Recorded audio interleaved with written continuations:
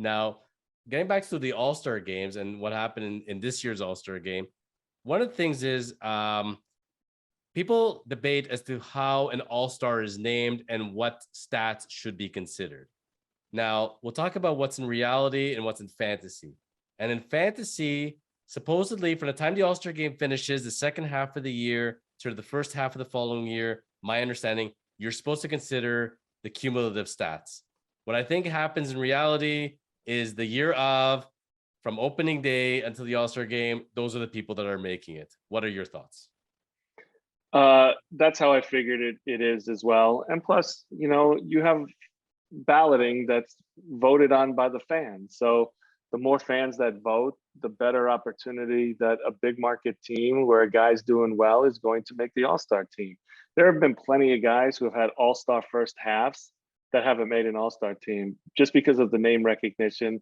And for All-Stars, you want to put the guys in the game who you feel as a company or as Major League Baseball that people want to go and watch, even if a guy who is not a namesake is having a better year. And that's unfortunate. Guys work hard. Guys, for whatever reason, have great first halves and would probably like to receive the accolades for having that first half of a season that's been a tremendous, whether it's batting average, home runs, or whatever, to get that opportunity to go there. Again, baseball's a business. They have to put the best product out on the field. And sometimes, the guys with more name recognition get to the All-Star game and, it's a show for the fans. But that being said, when the actual game actually happens, from the guys that were actually voted in to actually who ends up on the field can be very, very different between injuries, between somebody started late, so they're not available now, or they just want to skip it all together. So it seems like, inevitably, it seems like so many guys end up, in certain years. Like this year, there were people there that I'll be honest, I'm not going to name names, but I was looking at their stats, watching them, and I said, how is this person an All-Star? Like, are we really this low on a position? But certain positions just inevitably are low. There aren't that many caliber All-Stars. So some people do luck out that, hey, a couple of guys got injured or a couple of guys didn't want to go or weren't able to go, and they do get named. But for somebody who, let's say, is someone who gets named every year, plus goes to the playoffs, you and I were speaking about this as well off camera, there's a big grind to it. And I don't think people can appreciate those extra days of healing, how big it be for a player in the middle of the season, correct? It is very true. I think at the end of the day, guys really do appreciate those 3 or 4 days that they get off to really kind of reset themselves. But again, it's very special to play in an All-Star game. Everybody that I've talked to, when especially the first one, they go there the first one, and if there are multiple visits for a guy like Mike Trout, who had back spasms this year and he pulls himself from it, like he's played in plenty of them and he knows what it is. He was still there because it's in LA, right? So he's right up the freeway from Dodger Stadium, being in Anaheim. But you're right. I mean, it's one of those things where, you look at it and you're like, okay, well, some guys are luckier than others being in that position where, guys get pull out or have to be replaced and they're the next in line to get it. It's still quite an honor. And at the end of the day, there's a bonus for these guys who go to the All-Star game in their contracts, and they do get, the recognition, and they get a little bit of money that goes along with it. Not only is it an honor, but it's also fattens their wallet a little bit. Not Kyler Murray money, but certainly it helps. Every little bit helps. Yeah. Yeah, no doubt. I mean, guys appreciate it, and it's part of it. It's in their contract, and if they get an opportunity to go and make a little bit of extra money, especially young guys who aren't making millions and millions of dollars, it really is one of those things that help them not only in the short term with what's in their contract for that particular year for the All-Star game, but when they go to arbitration or when they become a free agent. I mean, it's a resume that you put together as a baseball player. And that resume just grows when you get selected to an All-Star game. So this year's game, I told you it's going to be a 16-15 barn burner. I was very, very, very, very wrong. What did you think of the game? Amazing or stinker? I thought it was somewhere in between. I mean, you got to see a lot of quality players. I think the pitching really dominated for the most part. I think the arms that guys are throwing out there are well, the teams that have the arms that go to the All-Star game that they throw out there are tremendous. I mean, and then you just look at what some of the hitters have to face each time, and you're facing a different guy, so you don't get to see the same look all the time. But overall, I thought it was well run. I thought the ceremonies were great. I thought leading up to it was, the production was well done, and then the game was one of those things where you have interchangeable players, and new pitcher comes in every inning, so it kind of helps keep the momentum going in the game, and it doesn't get stale. I mean, from pictures that went on the map, I gotta tell you, like it's one view when you're at home and you're listening to the commentary on TV versus being there. But I mean, you saw the same stuff I saw, like Manoah throwing gas and struck out the side, and they had him mic'd up as well. He became a household name almost overnight. One of the things playing in Toronto is not everybody, follows the Blue Jays that are south of the border. And obviously, here being in Toronto, I'm a little biased, but people certainly took notice of him and his personality. So it was a really great forum for him there. Having been to Pittsburgh not that long ago, the Pirates closer came out. Can't think of his name off the top of my head right now. David Bednar. Yes, David. And Bednar is a guy that excellent stats, that doesn't get a lot of recognition because not everybody follows the Pirates. They seem to always bring out these amazing closers. They just find a way over there. It's something about a machine out over in Pittsburgh. And last but not least, the Cleveland closer, which we were talking about. Man, he looked Class good on A. Class A was amazing. Like, just loved his delivery, loved what he was throwing, looked great out there. So for you as a former pitcher, especially looking at the relievers, do you have a special place in your heart for them? Like, are you rooting for certain ones, or just general fan of the game, would you say? Just general fan of the game. Of course, I have a bias root towards the Milwaukee Brewers and the guys like Devin Williams who pitched in that game, or if it was Corbin or Hader or any of those guys. But I got to mention one thing, and I did read a story, and I'm not sure if you had seen this story or not. We haven't talked about this at all, about how David Bednar was able to get into that game and pitch the ninth inning. Edwin Diaz from the New York Mets has been to an All-Star game plenty of times, right? Yes. And they told Bednar, and I'm going from the story that I read off The Athletic, but they told Bednar that he was going to clean up an inning, and if he warmed up and didn't get in the game, he wasn't going to pitch. And it's his first All-Star game, right? Because it's pretty special. So Gosselin gave up those 2 home runs and was struggling a little bit. They said they got Bednar up. He warmed up, not full 100%, but warmed up a little bit. And then Gosselin got out of that, so they had to sit Bednar down, and then Castillo was next. And they kind of you have to give starters more time to warm up to get in the game, so you can't kind of mess with them, because obviously when you go to an All-Star game, you're playing with other players, other teams' players. So you want to make sure you return them to that team healthy and intact. So Bednar thought he was done for the night, because he felt like they warmed up, and Snedeker and the Atlanta staff just didn't want to, play with Pittsburgh's closer and maybe warm him up twice. And then Edwin Diaz went to the bullpen coach and told him, call down the Snedeker and tell him that I want to give up my inning for David Bednar in the ninth, because Edwin Diaz was supposed to pitch the ninth inning. And it kept going on and on for 2 or 3 innings, and Snedeker didn't want to do it. And they tried one more time in the 7th inning. They called down and they said, you know what? If you want to give up your inning, David can have the 9th inning. And he ended up pitching the 9th inning because it was his first All-Star game and had the opportunity to pitch. So, to hear a story like that, and to see, that Edwin would give up his inning because he's been to an All-Star game and he's experienced that, and he wanted someone else to do that. Hats off to him, and it's super respectable. And I just love to hear stories like that.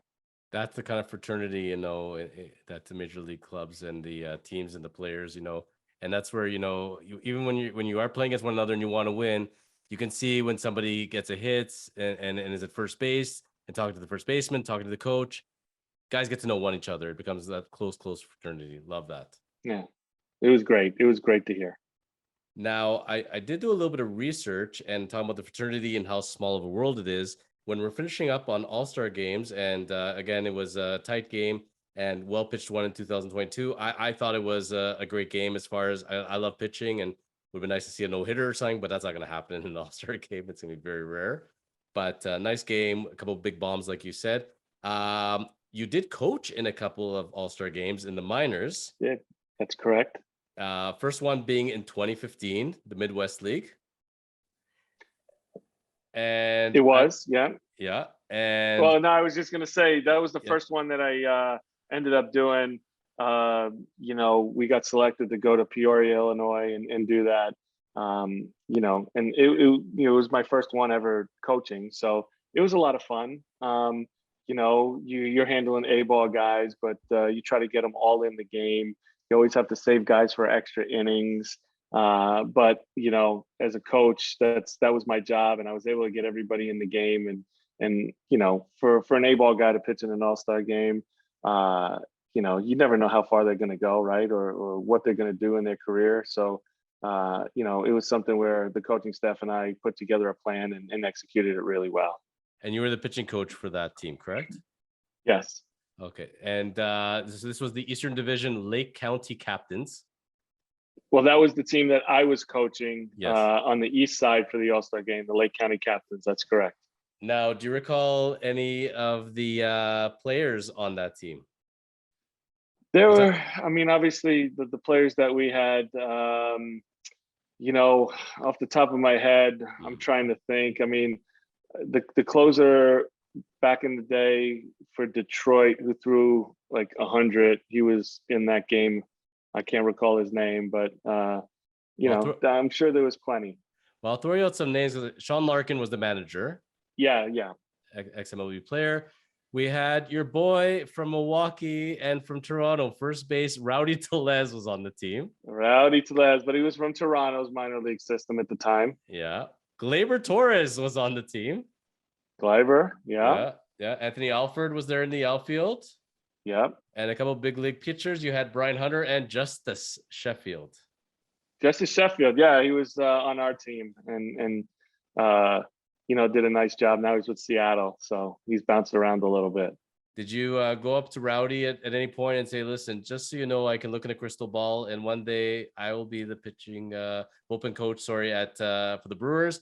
You'll be the first baseman. I'll be seeing you there in a few years. No, I didn't have the intellect to go up to him and tell him anything like that. Young guys are really pretty standoffish when they come to the All-Star games like that. They're just there to enjoy it, and they don't really interact with the coaches that much because we don't play each other all that often in the minor leagues. But it's pretty cool as far as from an A-ball All-Star game, the guys did make it to the show. It does happen. But I can't tell you, I can't obviously because you've played with them, but how many guys are in AAA that are can't miss and it just doesn't work out for one reason or another? They have that quadruple A label, too good for AAA, but just couldn't crack the show. It's heartbreaking. You're certain these guys are going to hit, and either injury or their own minds, and they don't, they just don't have, the common sense or the wherewithal to make it happen for them, or just bad luck. It's so many factors. Yeah. No doubt. You call it quadruple A. We call it 4A in here in the States. 4A players. So, yeah, there are plenty 4A players. And those 4A players, guess where they usually go? Korea. You're right. It's exactly right. It's where they end up playing, and they usually do well. And then a lot of those guys that go to Korea come back and sign multi-year deals in the States because, teams feel like they've figured something out over in Korea and had success there and come back to the States and pitch in major leagues. The guy it wasn't Korea, but it always stick out to me, Cecil Fielder. When Cecil Fielder found his way back and played for Detroit, and Big Daddy was getting 50 plus home runs, he was the secret formula. The only guy I've seen like that since was Eric Thames, and Eric Thames going to Korea, coming back. And but we have seen a couple pitchers. There was the guy on the Cards. Was it Mikolas? Yeah. Miles Mikolas. Yeah, he went over there, came back, and is pitching for the Cardinals. There's the guy that Brewers signed. He won 2 MVPs over there. Josh Lindblom as a pitcher, and had tremendous years, and came back and signed a 3-year deal here. So, for some of these guys, it really works out. And at the end of the day, you know what? A lot of these guys will go over there because they know that they can make a lot more money playing in Korea than they can in the United States, and that's just a perk prior to maybe being able to come back and play in the big leagues. So it's a way for them guys to make a stable living and make more money than playing in the minor leagues in the U.S. As we're finishing off our All-Star Game chapter here, and this was a good one. True or false? In the offseason, Steve Karsay is going to be channeling his inner Phil Niekro, and he'll be holding tryouts in front of Major League scouts, and he'll come back as a knuckleballer. He's itching to get back in there. True or false? That's a false and a hard no. I need to purchase the movie The Wrestler and send it over to you. And you never know, buddy. But it's one of those things I can't tell you actually, because we're not that far off in age. I don't know what it is, man, but as soon as you hit 40, the extended warranty expires and everything goes literally. And every year, every week, every month as the ages come on. So I got to say, guys who do retire and come back in their 40s, 50s to any sport, like boxers that come back in their 50s, all the power to them, especially when they're facing 20 and 30-year-olds. Good luck to them. But even when the will is 100% there, the body's got to cooperate, eh? Yeah, like there's guys like Tom Brady, right, in football that are playing to their mid-40s. That's kind of crazy to even think about. But guys that stand out that pitched, like Jamie Moyer, right, pitched till he was 49. I mean, like, who does that? Like, he almost pitched to when he could get his pension. I mean, it's crazy. So guys who can do it, and mostly it's guys who don't throw hard, right, who pitch longer than guys who are really fireballers who burn out their arms or more taxing. I wouldn't say burn out their arms. I shouldn't say that. I should say that it's just more taxing on their arms when they throw harder. So they just don't last as long because there's more stress. Where the guys who can command the ball and don't throw as hard just have a better chance of playing a little bit longer. So finishing off on knuckleballers, and somebody, it's just not going for them throwing hard, why don't they just pick up a knuckleball? I guess because it's not that easy to replicate that pitch, eh? You hit the nail on the head. It's easier said than done. You know that saying? Everybody it's says, hard. just be a knuckleballer. It's that easy. You're watching them and they're like, there's nothing to this, but yet so few guys can pull it off. So you know what? So all of the people who are saying, just pick up a ball and throw a knuckleball when you've never done it before, you go do it. If you've never done it, I've never done it. So for me to pick up a knuckleball is not going to be that easy. You've never done it. So go pick up a ball and try to throw a knuckleball outside and see how hard it is to try to get the ball to move the way you want with no seams. It's really tough to do. So I guess last stupid question from Johnny Fan, why don't we see left-handed knuckleballers? That's a great question. I do not have an answer for that. I mean, I don't even see knuckleballers very often that are right-handed. I mean, you had Niekro, right? You had Tim Wakefield. R.A. Dickey. But again, they're few and far between, right? I mean, I just don't see, actually, to be quite honest with you, guys who are position players have better knuckleballs because they practice it more when they play catch than pitchers do. So when a guy has to come in a game, you'll see a guy throw a knuckleball who's a position player, and it's actually pretty good. Not that he can withstand and do that, but for one inning, and if guys don't see it, maybe, right? I mean, but it's an uncommon thing. It's not very easy trait to pick up, and you have to practice it for a very long time to be able to do it. Well, there you go, folks. So we start off with Bob Uecker. We end up with knuckleballers, and we talk about the All-Star Game in between. We'll pause here on this chapter for the All-Star Game, and we'll see you back soon, Steve. All right.